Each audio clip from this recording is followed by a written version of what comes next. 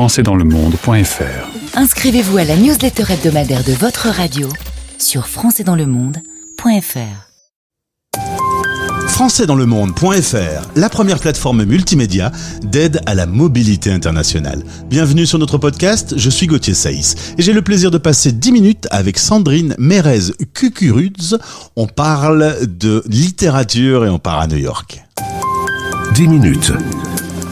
Le podcast des Français dans le monde. françaisdanslemonde.fr. La dernière fois que j'ai échangé avec Sandrine, elle était dans sa voiture, dans le trafic new-yorkais. Il y a quelques années déjà. Bonjour Sandrine. Bonjour Gauthier, oui. On peut tout raconter maintenant. Oui. Mais c'était. Alors t'avais peur que ça klaxonne autour de toi, mais ça a été raisonnable. Aujourd'hui, on était en plein Covid, donc finalement les rues étaient un peu désertes à New York. Aujourd'hui, c'est un peu plus simple. T'es en France en ce moment.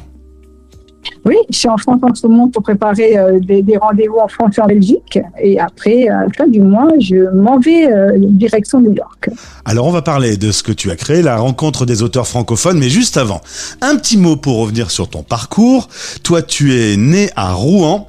La Normandie, tu y penses souvent, son bon camembert ? Écoute, d'abord j'y pense et j'y vais souvent, alors un peu plus sur les plages du débarquement qu'à Rouen, mais oui, ça reste dans mon corps et dans mon cœur. Oui. J'imagine. Tu vas vivre ensuite à Paris et puis une opportunité de t'installer aux USA en 2006. Tu t'installes à Miami où tu vas y vivre pendant 7 ans avant de partir sur New York. Et c'est là d'ailleurs que vont naître les rencontres des auteurs francophones. Toi, tu es une fan de littérature. Depuis toute petite, tu dévorais des livres. Oui, j'ai toujours énormément lu. Bon, alors, comme chaque maman, avec des phases un peu trop occupées entre les couches et les biberons pour lire à fond. Mais oui, je suis une grosse lectrice. Puis je suis aussi à mes heures perdues une auteure, donc c'est aussi ce qui a motivé la création de rencontres des auteurs francophones, c'est de rencontrer d'autres auteurs qui finalement avaient beaucoup de mal à exister, à être visibles, même quand ils étaient dans des jolies maisons. Et donc voilà, et donc je me suis dit qu'est-ce qu'on peut faire pour que un peu mon expertise de communicante de 20 ans de communication aide les auteurs à être plus visibles d'abord sur le territoire américain parce que c'est là que j'ai commencé, si tu en parlais, et puis après effectivement aujourd'hui dans le monde entier puisque on a 350 auteurs de 52 pays aujourd'hui. Alors du coup tu fais briller la littérature française grâce à des événements organisés un peu partout. C'était important pour toi d'être une petite Française expatriée à New York et de dire « Ouh là là, les Français ont du talent, lisez ces livres ».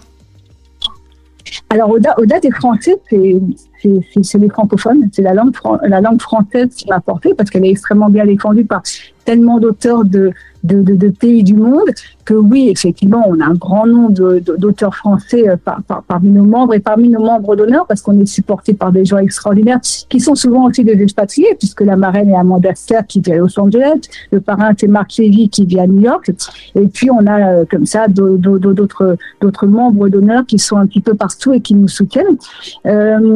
Oui, c'était important parce que les expatriés le savent, on ne se rend pas compte de ce qu'on porte avec nous en étant français quand on vit en France. On ne se rend pas compte des étoiles dans les yeux et du rêve qu'on véhicule, quoi. Et donc, autant à Miami, c'était pas flagrant, autant quand je suis arrivée à New York avec un accent Frenchy et mon look très, très parisienne, paraît-il. Voilà, et dès que tu ouvres la bouche, tu véhicules du rêve, le luxe, la gastronomie, enfin voilà, toutes les images que la France véhicule.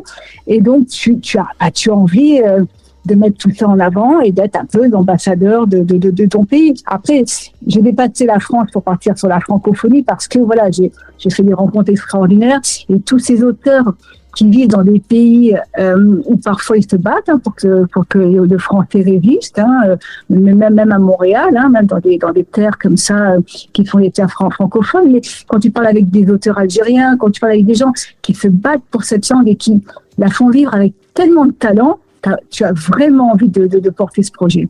Résultat, en 2020, donc, tu crées Rencontre des auteurs francophones. Je vous invite à visiter le site internet, le lien est dans ce podcast. Aujourd'hui, 12 antennes, des ambassadeurs. Ça a bien grandi. Tu avais eu envie de mettre en place ces rencontres pour les 50 ans de la francophonie. C'est parti de là. Oui, c'est parti de là, c'est parti d'une rencontre, c'est parti en réalité d'une présentation à l'organisation de la francophonie devant une assemblée francophone, et j'ai trouvé une telle énergie dans la salle. Je me suis dit, je savais que ces gens-là, j'ai envie de travailler.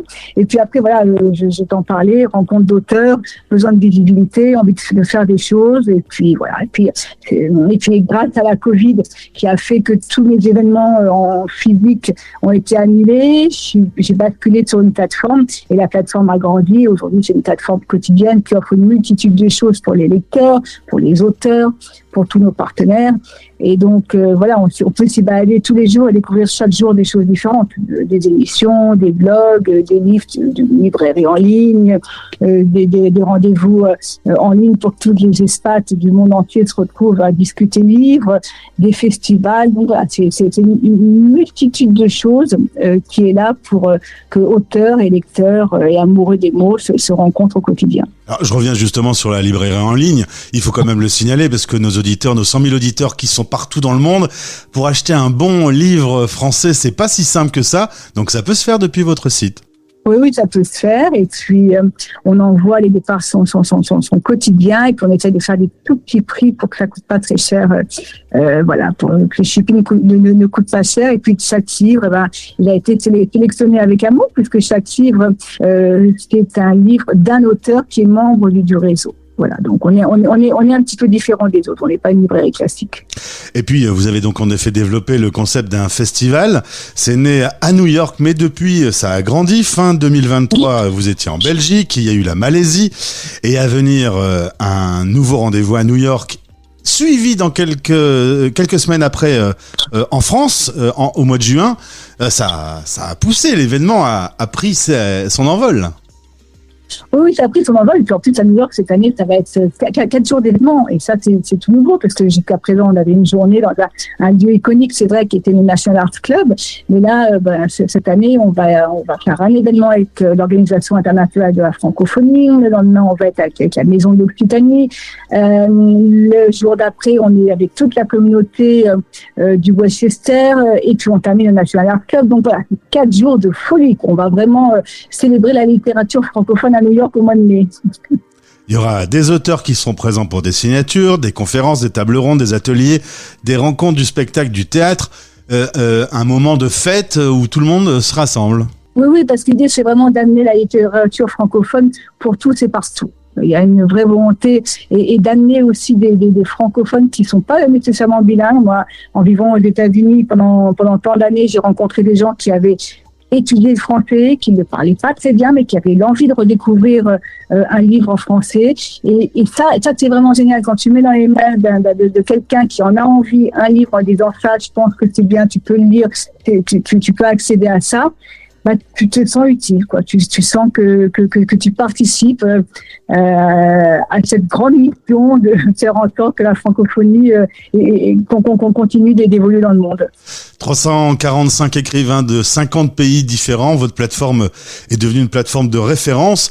Vos artistes viennent également dans des rencontres signatures. Ça doit toujours être assez émouvant pour eux de retrouver un public français aux 4 coins du monde. Ouais. Oui, puis en plus, ils viennent de partout, parce que comme nos auteurs sont des membres, c'est une grande famille quelque part, donc ils aiment se retrouver. Donc tous ceux qui étaient en Belgique en décembre, on dit c'est quand le prochain rendez-vous, je leur dis c'est à New York. Une grande partie sera à New York. 15 jours après, elle va reprendre ses valises, elle va venir en France. Donc on a des auteurs qui viennent de partout, de Haïti, d'Algérie, de Belgique, des États-Unis, plusieurs villes aux États-Unis, bien sûr les 4 coins de la France.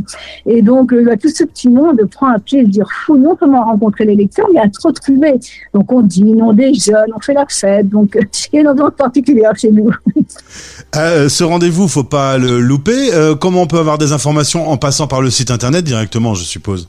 Oui, sur le site, il y a la page événements. Dans la page événements, il y a tous les rendez-vous. Il y a les QR codes, on peut s'inscrire en ligne. Tout est gratuit, tous nos événements sont gratuits, c'est extrêmement important. Donc voilà, on prend son petit billet pour être sûr d'avoir son entrée, mais voilà. On accueillera tout le monde avec grand bonheur. Les auteurs sont sur les starting blocks, ils n'en peuvent plus. Ils ont envie de rencontrer leur public avec chaleur, émotion et avec leurs livres. Parfait. En tout cas, tu partages ton temps maintenant entre l'Europe, la France et les États-Unis. Tu prends toujours plaisir à à retrouver les ambiances, parce que je suppose l'ambiance new-yorkaise et l'ambiance normande, c'est deux salles, deux ambiances. Et l'ambiance parisienne, et l'ambiance du sud, et l'ambiance du sud-ouest. Je me balade un petit peu partout, et ça, c'est vraiment du pur bonheur, parce qu'on est sur les préparations d'événements, notamment dans le sud de la France, sud-ouest et sud-est, et puis effectivement en Belgique, effectivement des projets pour la Normandie et la Bretagne.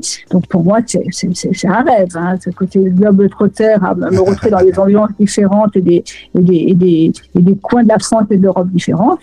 C'est magnifique. Tu apprécies tout comme ça, et tu apprécies de retourner à New York. Une invitée heureuse et passionnée au micro. Merci Sandrine pour cette interview. Merci Gauthier.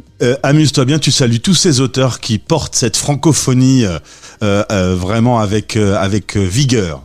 Je n'y manquerai pas, et puis nous vous attendons tous en France, aux États-Unis, en Belgique, un peu partout on posera nos valises. Eh ben c'est noté, un grand merci, belle journée à toi, à bientôt. Merci. Français dans le monde. Français dans